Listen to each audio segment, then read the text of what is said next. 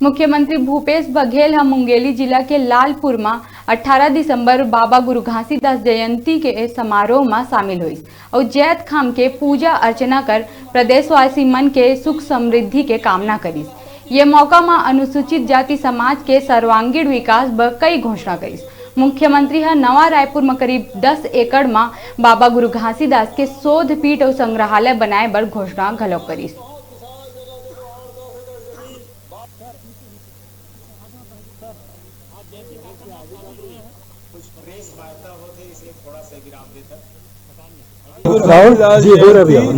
और हम सब के लिए बहुत ही पावन दिवस और लालपुर विशेष रूप से जो 1961 से यहाँ जयंती का कार्यक्रम का आयोजन होता है और सारे मुख्यमंत्री यहाँ आ चुके थे। 2 साल इन्हीं कारणों से नहीं आ पाया था, इस साल ये सौभाग्य मिला और इस अवसर पर नवा रायपुर में गुरु घासीदास संग्रहालय एवं शोध पीठ का निर्माण किया जाएगा।